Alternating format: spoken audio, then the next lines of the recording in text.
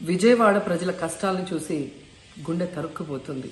చిన్నపిల్లలు, మహిళలు, వృద్ధులు ఈ వరదల బారిన పడి ఎంత నరకం అనుభవిస్తున్నారో వారి మాటలు వింటుంటేనే మనకు అర్థమవుతుంది.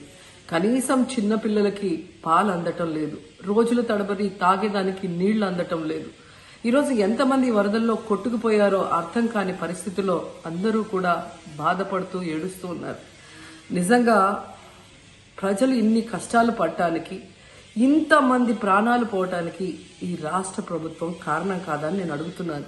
ముఖ్యంగా మంత్రుల విహారయాత్రలు, హాలిడేస్ ఎంజాయ్ చేయడంలో ఉన్న చిత్తశుద్ధి రాష్ట్ర ప్రజల మీద లేదు అని నేను గట్టిగా చెప్పగలను. ఇదేదో నేను విమర్శించడానికి చెప్పటం లేదు. 28వ తేదీనే 30వ తేదీలో వర్షాలు రాబోతున్నాయని చెప్పి వాతావరణం సమాచారం ఇవ్వటం జరిగింది ప్రభుత్వానికి. అయినా కూడా ముఖ్యమంత్రి గాని, మంత్రులు గాని ఎటువంటి సమీక్షలు చేయకుండా, ప్రజల్ని అప్రమత్తం చేయకుండా నిర్లక్ష్యం వహించడం వల్లే ఈరోజు ఇన్ని లక్షల మంది వరద నీళ్ళల్లో మునిగిపోయారు. ఇంతమంది ప్రాణాలు పోగొట్టుకున్నారు. ఎంతమంది తిండి లేక, కరెంటు లేక, తాగునీళ్లు లేక, పసిబిడ్డలకి పాలు లేక ఎంత అవస్థలు పడుతున్నారో మనం అందరం కూడా గమనిస్తున్నాం.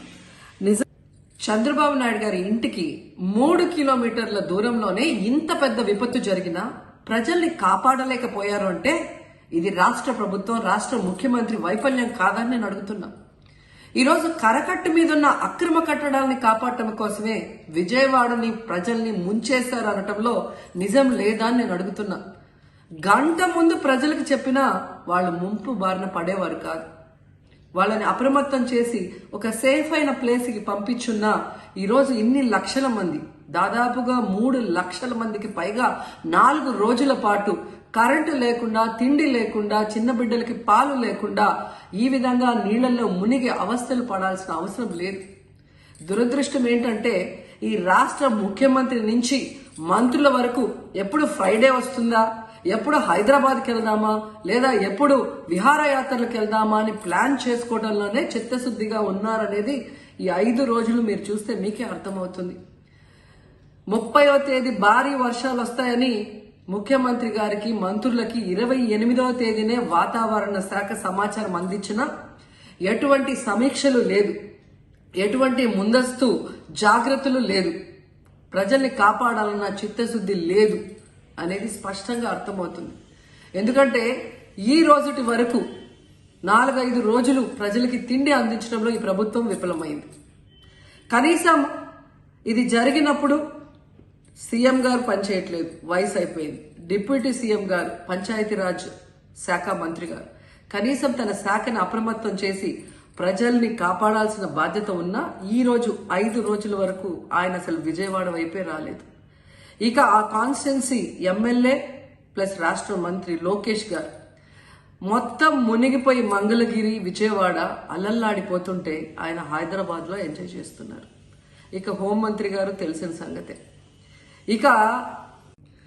ఇక మున్సిపల్ శాఖ మంత్రి నారాయణ గారు ఈరోజు విజయవాడని ముంచేసింది ఈ మున్సిపల్ శాఖ నిర్లక్ష్యం కాదని నేను అడుగుతున్నా.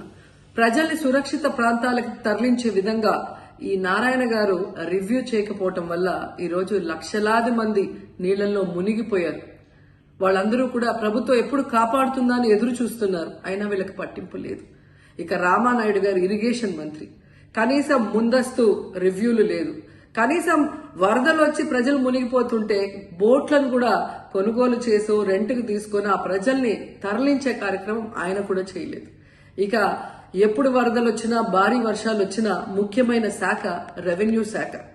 అనగాన సత్యప్రసాద్ గారు ఈయన విహారయాత్రలో ఎంజాయ్ చేస్తున్నాడు. కనీసం పునరావాస కేంద్రాలు ఏర్పాటు చేయాలి, మరి ఆ ప్రజలకి పాలు, తిండి అన్ని అందించాల్సిన బాధ్యత ఉన్నా ఏం పట్టించుకోలేదు. సో ఈ విధంగా చంద్రబాబు నాయుడు గారి దగ్గర నుంచి మంత్రులంతా కూడా ప్రజల్ని గాలికి వదిలేసి ఎలా నిర్లక్ష్యం వహిస్తున్నారో చూడండి. ఇప్పటికైనా వాళ్ళు కళ్ళు తెరిచి ప్రజల్ని కాపాడండి అని చేతులెత్తి నమస్కరిస్తున్నా.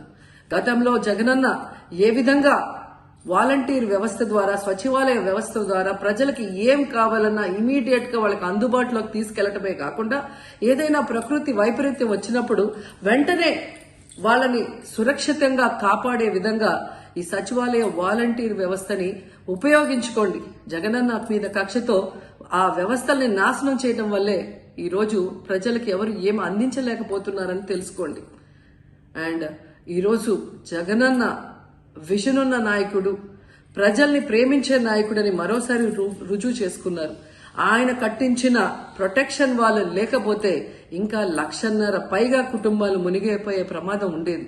ఈరోజు ఆ ప్రాంతం అంతా సేఫ్ గా ఉంది విజయవాడలో ఒక సైడ్ అంటే అది జగనన్న ప్రజల పట్ల ఉన్న అభిమానంతో ఆ ప్రొటెక్షన్ వాల్ కట్టించడం అనేది కూడా మనం అందరం గుర్తుంచుకోవాలి.